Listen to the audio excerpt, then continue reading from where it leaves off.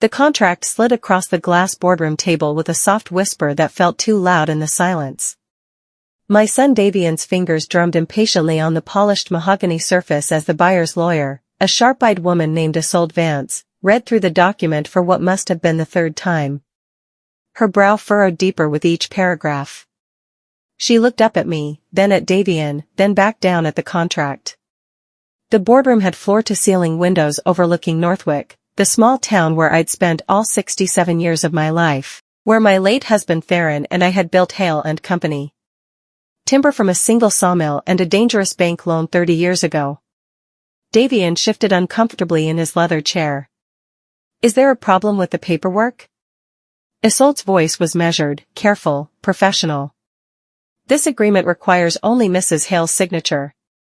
The words hung in the air like smoke after a gunshot. My son's drumming fingers stopped abruptly.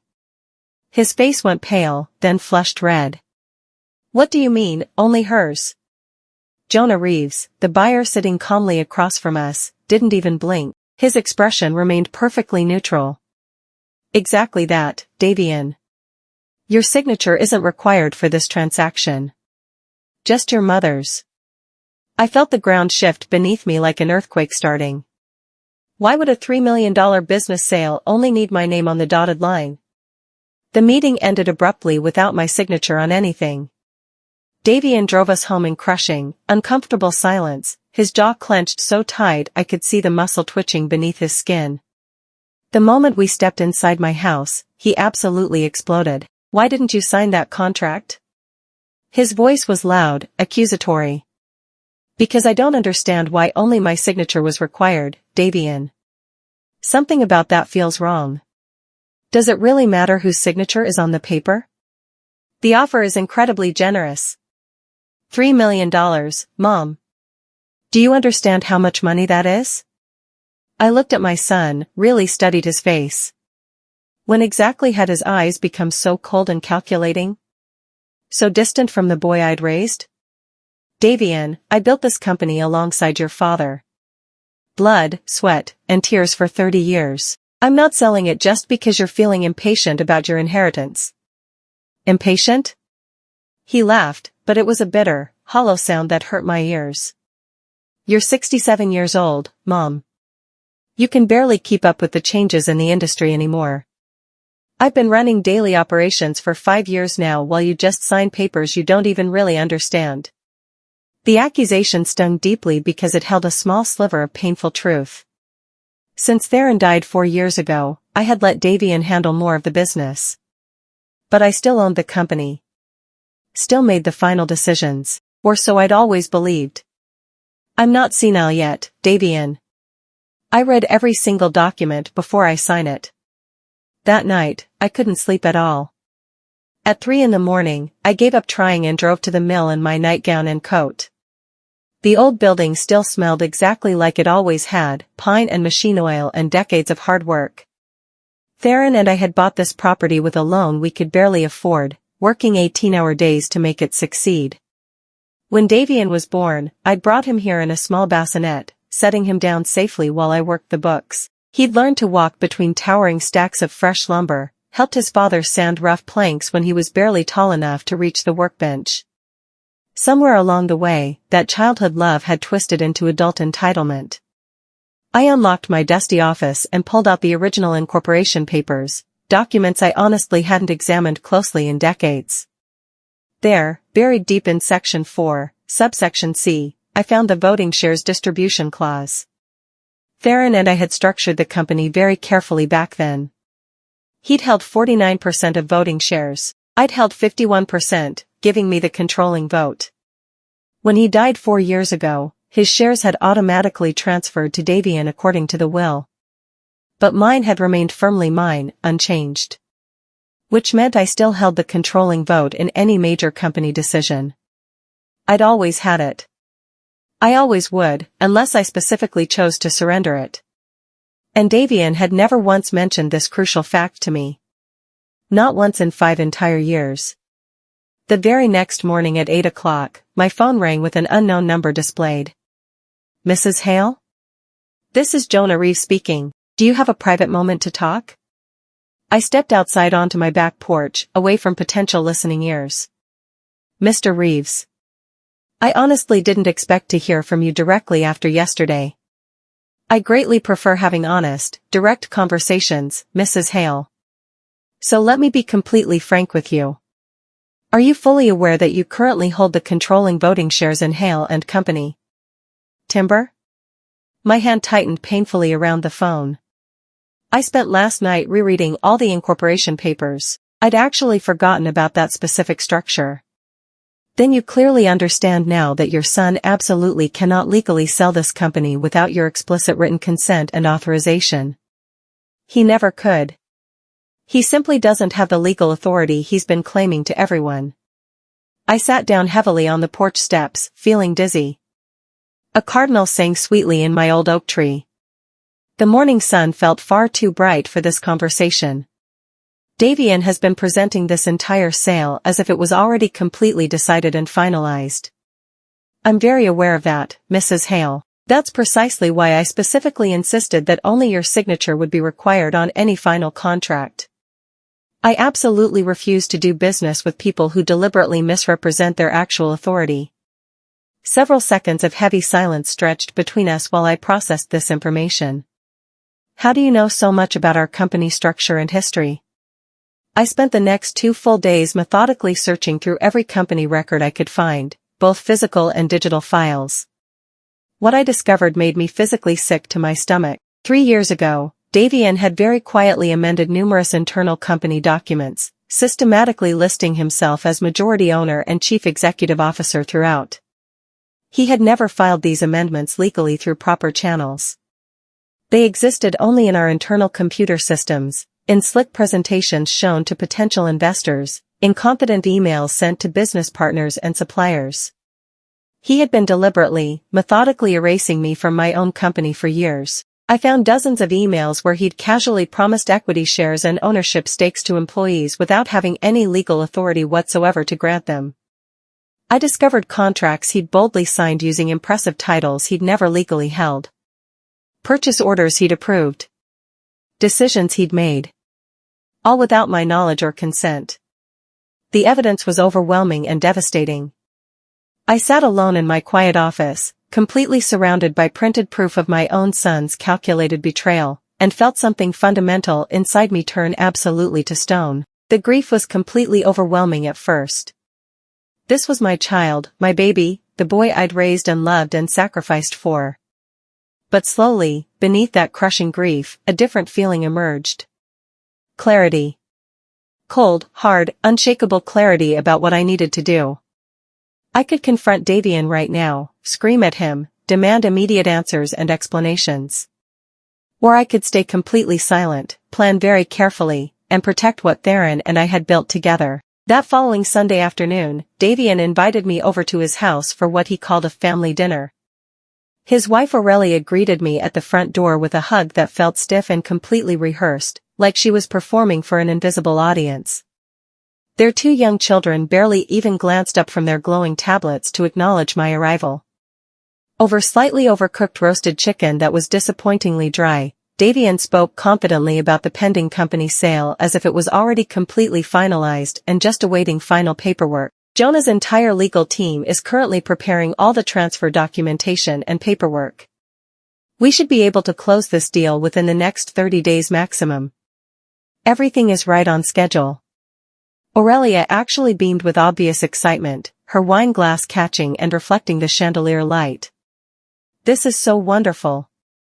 We can finally buy that gorgeous house we saw in Riverton last month. You know, the massive one with the infinity pool and the incredible mountain view? Absolutely, Davian agreed enthusiastically, refilling his own wine glass. And we've been looking at that beautiful lake cabin property too. Maybe we'll finally get a really nice boat. A good one that can handle serious water skiing. I carefully cut my dry chicken into very small, precise pieces, saying nothing at all. That all sounds incredibly expensive for a young family, Davian. Mom, we're getting $3 million from this sale. We can easily afford whatever we want now. Our lives are going to completely change. 2 days later, early on a Tuesday morning, Davian suddenly appeared at my front door at exactly 8 a.m. No phone call beforehand, no polite warning text message. Just aggressive pounding on my door until I finally answered it in my bathrobe. "We need to talk right now, Mom. This is urgent." I silently stepped aside and let him storm into my living room. He immediately started pacing back and forth across my hardwood floor like a trapped, agitated animal, his expensive leather shoes making loud sounds. Jonah's entire legal team is asking way too many detailed questions now, specific questions about our exact ownership structure, about precise voting rights, about who actually has the legal authority to finalize major business decisions. They're demanding extensive official documentation of everything. "What exactly did you tell them when they asked?" I asked calmly. "I told them that you and I share completely equal control over all company decisions. But now they're absolutely insisting on seeing hard proof, actual legal documentation of the corporate structure." He abruptly stopped his pacing and turned to look directly at me with desperate eyes. "Mom, I really need you to sign a temporary transfer of authority document immediately. Just a simple formality until this sale officially closes. It'll make everything so much easier for everyone involved." "Why on earth would I possibly agree to do that, Davian?" "Because if you don't sign it right now, this entire $3 million deal is going to completely fall apart. And I've already made serious financial commitments based on this sale happening. Major promises to Aurelia about our future. Commitments to her entire family. Business partners I've been negotiating with, if this sale doesn't happen exactly as planned." I immediately called my longtime solicitor, Quentin Marsh, within the hour after Davian left. He was 71 years old now, mostly retired from active practice, but still sharper and more knowledgeable than lawyers half his age. "Beatrice. What a pleasant surprise. It's been far too long since we've spoken. Quentin, I desperately need you to review some extremely important legal documents for me. This is genuinely urgent, I'm afraid." He arrived at my house that same evening, carrying his worn leather briefcase and his reading glasses. I carefully showed him absolutely everything I'd discovered. The original incorporation papers with the voting share structure. Davian's falsified internal documents claiming authority he didn't legally possess. The proposed sale contract from Jonah. The increasingly threatening emails and text messages. Quentin read through everything in complete, focused silence, his experienced expression growing progressively darker and more concerned with each page he reviewed. When he finally removed his reading glasses and rubbed the bridge of his nose tiredly, I knew the news was seriously bad. "Beatrice, I need to be completely honest with you. Your son has committed multiple significant legal violations here. Clear misrepresentation of corporate authority to outside parties. Serious breach of his fiduciary duty to the company and shareholders. Depending on how far this situation has actually gone, quite possibly actionable fraud. But can he actually, legally sell the company without my explicit signature and consent? Absolutely not under any circumstances whatsoever. You hold the controlling shares, which gives you final say. Nothing major happens without your explicit written consent. Nothing. What about his threat earlier? About handling things another way if I don't cooperate with him?" The very next morning, Jonah Reeves called my phone again, his calm voice a stark contrast to my racing thoughts. "Mrs. Hale, I believe I owe you a complete explanation about why I deliberately structured that contract the specific way I did." "I'm definitely listening very carefully, Mr. Reeves. When your son first approached me about 6 months ago with his initial presentation, it was genuinely quite impressive on the surface. Professional growth projections, detailed modernization plans, ambitious expansion strategies. But something about the whole situation just felt fundamentally off to me. So I made the decision to hire private investigators to look deeper into everything." He paused significantly. "That's when I learned the complete truth about your actual history and Theron's. About the specific values you both built this entire company on over 3 decades, the strong community relationships you've maintained, the worker protections you've fought for, the genuine commitment to sustainable forestry practices. And what did you conclude from all that research?" That Davian's current version of Hale and Company. Timber isn't remotely the company I actually want to purchase and invest in. Yours is. The original one, built carefully on integrity and treating workers like family and caring deeply about more than just quarterly profits and shareholder returns. I closed my eyes against sudden tears. Mr. Reeves, what exactly are you proposing here? An equal partnership structure, not a complete buyout. You maintain your majority control absolutely. I provide significant capital and my operational expertise. We grow this business forward together, carefully honoring what you originally built. Protecting what truly matters. And what happens to Davian in this scenario? I made my final decision that same afternoon after hours of agonized thinking. I called Quentin back immediately. Do it. Invoke that corporate clause. Revoke Davian's access to all company systems immediately. Beatrice, are you absolutely certain about this? This action will have serious consequences that can't be easily undone. I'm completely certain, Quentin. He directly threatened me to my face.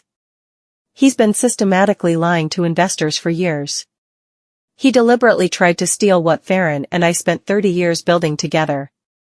I'm done making excuses for him. The necessary legal paperwork was filed within just a few hours.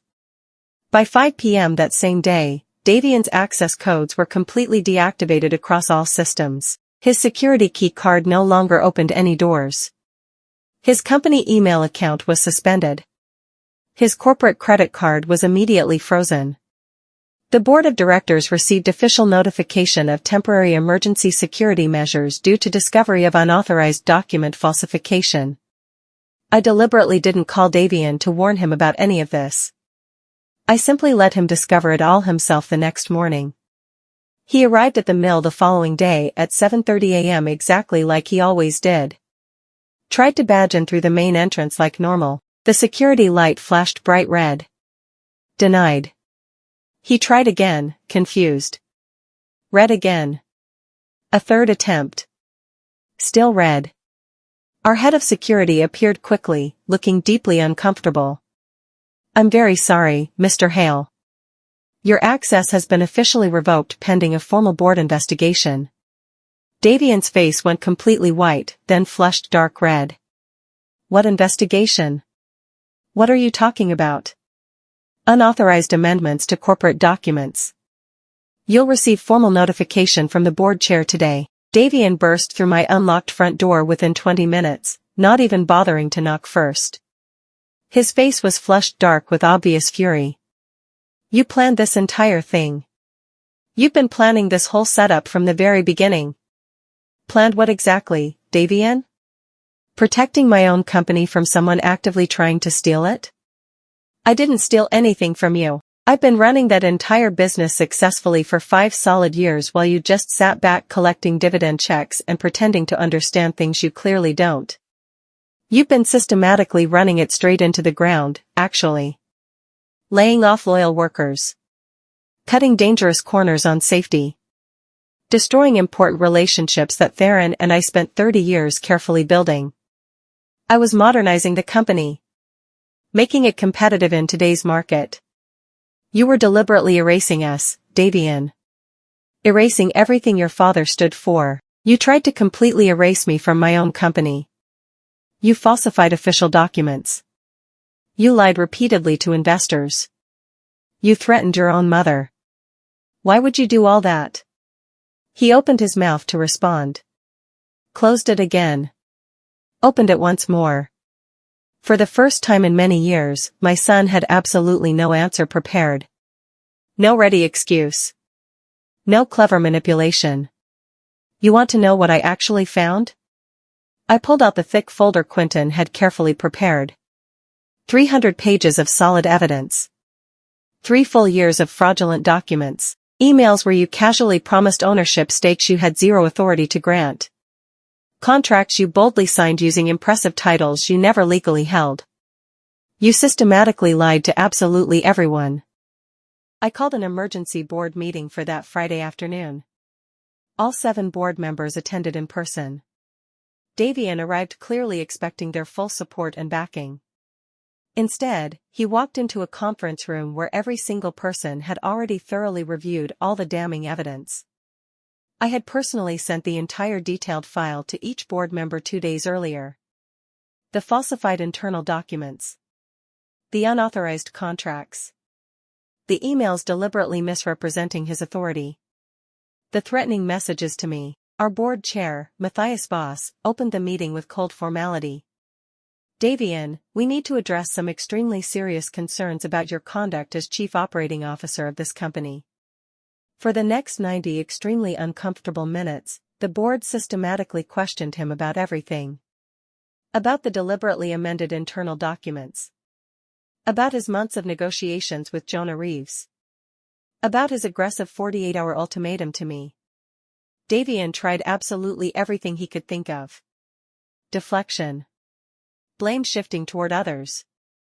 Loud claims of simple misunderstanding, but the hard evidence was completely undeniable. Financial records.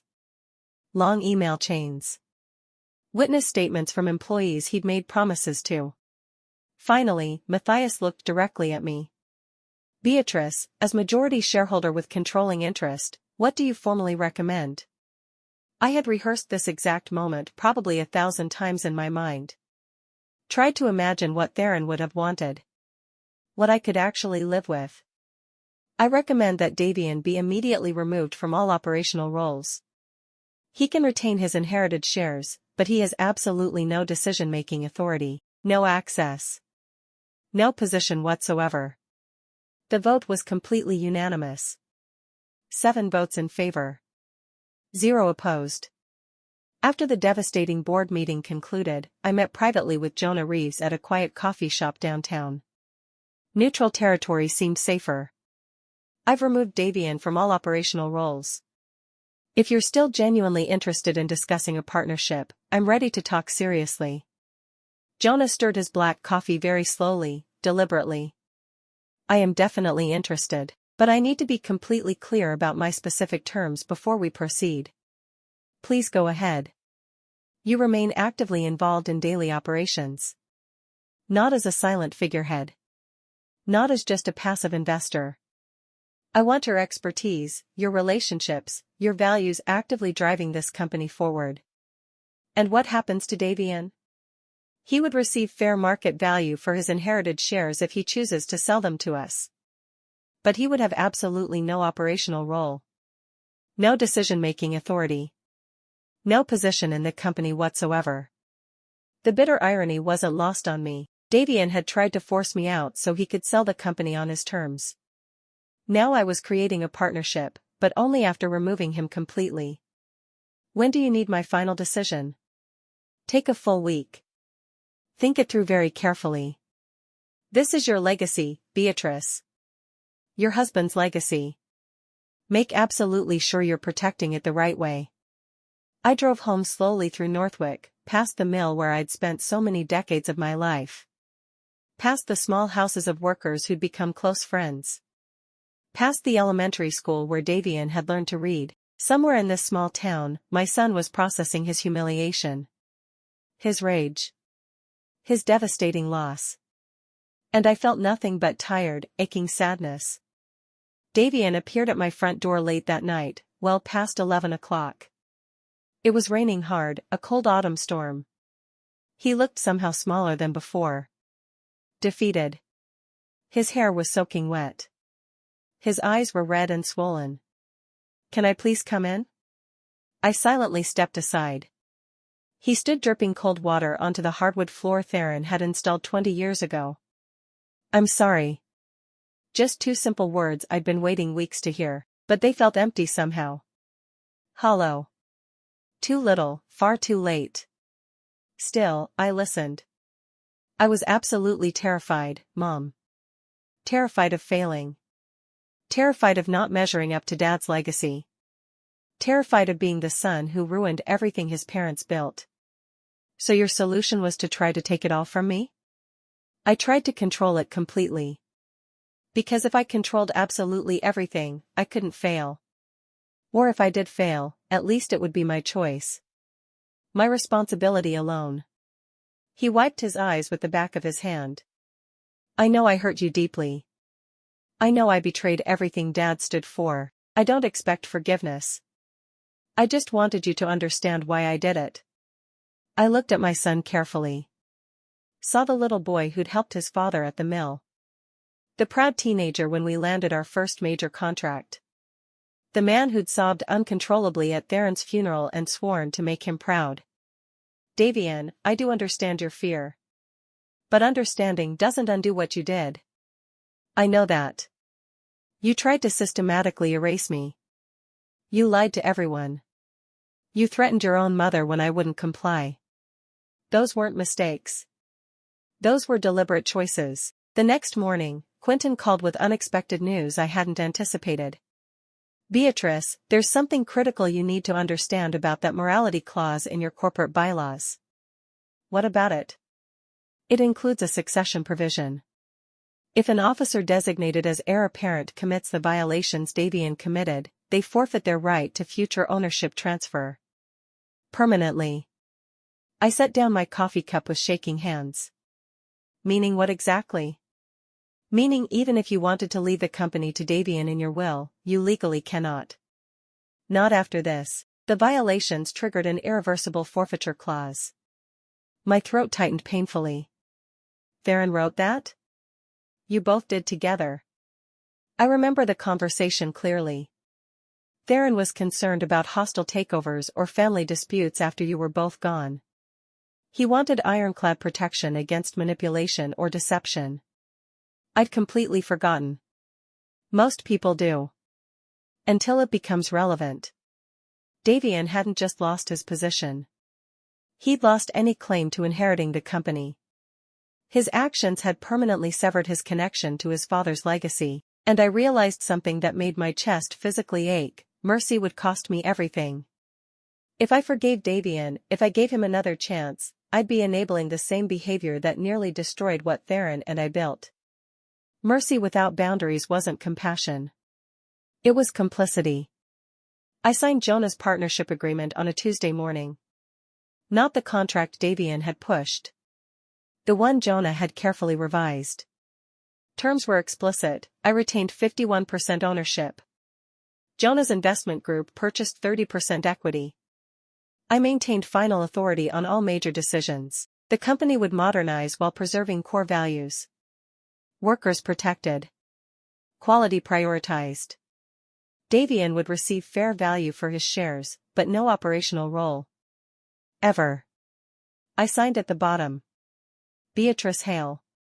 Sole authorized signature. Jonah witnessed it. You're doing the right thing. I hope so. This company will thrive.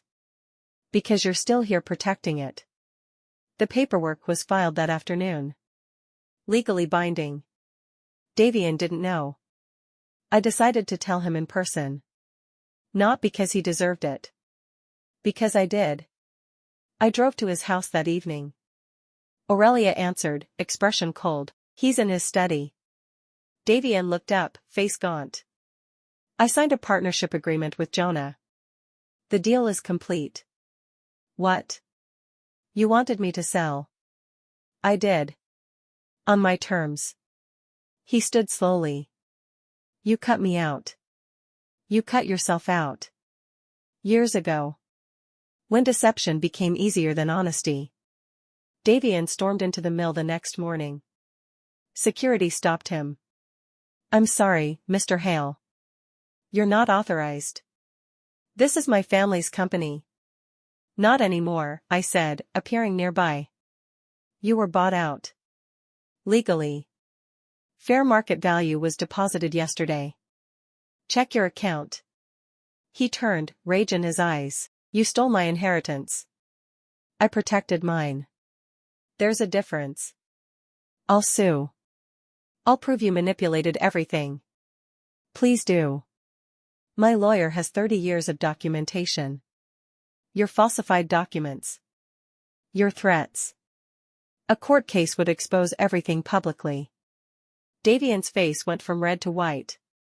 You planned this from the beginning. No. I reacted to what you did. I protected what your father and I built from someone trying to destroy it. Even if that was my son. Workers were watching. Witnessing Davian's public collapse. I hate you, he whispered. I know. But I still love you, that's why this hurts. He left. I'd chosen the company over my son. Boundaries over blood. Davian hired attorney Nestor Crane, known for aggressive litigation. They filed suit claiming undue influence, mental incompetence, fraudulent inducement. The lawsuit arrived Monday. Quentin read it and laughed. This won't survive first motion. You're certain? They claim you lack mental capacity, but you just negotiated a complex partnership. Their case contradicts itself. We prepared thoroughly. Gathered documents. Lined up witnesses. Board members ready to testify, workers confirming my involvement. Jonah willing to explain. 2 weeks before hearing, Nestor filed to withdraw. No explanation. Quentin called. What happened? Nestor reviewed the evidence. Realized it was unwinnable. 5 days later, Davian dropped the lawsuit entirely. I sat reading the dismissal notice, feeling nothing. Northwick is small. Everyone knew within a week. Opinions divided. Some sympathized with Davian. But more supported me. Workers laid off under Davian. Families relying on benefits. Partners who'd watched quality decline. One morning, longtime employees waited in the parking lot. Cormac Thane stepped forward. 28 years with us. Mrs. Hale, thank you. For protecting this company. For protecting our jobs. We know what it cost you. Tears built. I just did what needed to be done. You did what was right. That's rare. They returned to work. I stood there, crying for the first time. Not from sadness. From relief. A week later, Davian left Northwick. Moved to Riverton with Aurelia. Started over. I didn't contact him. He didn't contact me. The silence felt permanent. 3 months later, a letter arrived, Davian's handwriting. Mom, I've spent 90 days trying to figure out what to say. I'm angry. Furious. You took everything. The company Dad built. The future I planned. The respect I earned. But I'm starting to understand why. I lied. Manipulated. Tried to erase you because I couldn't handle the truth. I wasn't as capable as Dad. Couldn't accept you were better at this than me. I don't expect forgiveness. Don't deserve it. But I wanted you to know I'm trying to become someone who might deserve it someday. Maybe. Probably not. But I'm trying. Davian. I read it 4 times. Not really an apology. Acknowledgement. Partial. Incomplete. But real. I folded it and placed it in my desk. I didn't respond. Maybe someday. Under Jonah's partnership, Hale and Company transformed. New equipment. Updated safety. Expanded contracts. Workers returned. Production increased. Profits improved. We hired young people, training them. The mill became a symbol of resilience. Values. I worked 3 days weekly. Consulting. Mentoring. Meeting clients. People respected me. Finally. Not as Theron's widow. Because I'd earned it. One afternoon, Jonah found me. Beatrice, interesting news. Good or bad? He smiled. Depends. Someone wants to buy my stake. Offering twice what I paid. My stomach dropped. Who? A workers' cooperative. Your employees want to own part of this. I met with 15 worker representatives. We've been planning 8 months, Cormac explained. We want to own part of what we're building. Why? You taught us that ownership means responsibility. Theron taught us work has dignity. We want to carry that forward. What about voting? One block. One vote. You'd maintain majority control. If I refuse? Cormac smiled. We keep trying. What you built is worth fighting for. I revised my estate planning. Created an irrevocable trust. Ownership would transfer to the cooperative upon my death. They would steward our values. Davian's name appeared. Not as heir. As cautionary example. Legacy isn't inherited. It's earned. 6 months later, Davian called. Voice quieter. Mom, I'm coming back next week. Aurelia's mother is having surgery. Could we meet? Every instinct screamed no. But something in his tone was genuine. Where? That coffee shop. Wednesday at 2. Wednesday arrived. I reached the shop early. Davian walked in on time. Thinner. Older. He sat without ordering. Thank you for meeting me. What do you want? I got a job. Regional sales manager. Not prestigious. But honest work. That's good. I'm seeing a therapist. Trying to understand why I couldn't accept that you were capable. Have you figured it out? Not completely. But I measured my worth by what I could take from you. Not what I could build. He met my eyes. I'm sorry. I wanted to forgive him immediately. But forgiveness felt too simple. Davian, I appreciate that, but apologies don't undo damage. I know. You tried to steal my company. Lied to everyone. Threatened me. Those were deliberate choices. I understand. Do you? You're apologizing, but not asking how to make amends. He looked at his hands. What can I do? Nothing. The damage is permanent. I leaned forward. But I love you. Always will. You're my son. But love does not mean surrender. I will never give you power over me again.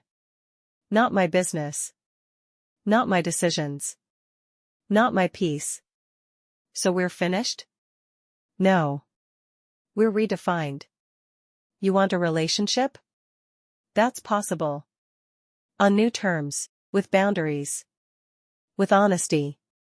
Without expectations. What does that look like? I don't know yet. We'll figure it out.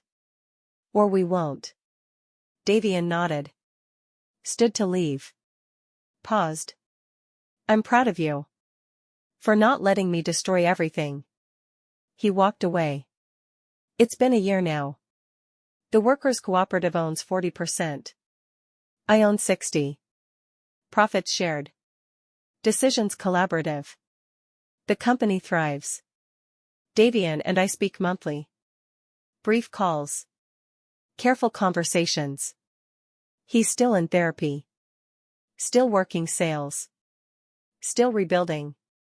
We may never be close again. But we're honest. Last week, I stood in the renovated mill at sunset. New equipment hummed. Workers laughed. The building smelled like pine and possibility. I thought about Theron. About our small sawmill started with nothing. About Davian as a boy, helping his father. About the company we created, nearly lost, and finally protected. I didn't destroy my son. I simply refused to be erased. The injustice that began this story ended with dignity, control, and peace. Davian thought he could take what I'd built. He learned legacy cannot be stolen. Only earned. And protected by those who understand its worth. Thank you for staying with me. If you've ever had to choose between family and protecting what you built, drop your thoughts in the comments. Remember, protecting your legacy isn't cruelty. It's courage. Goodbye for now.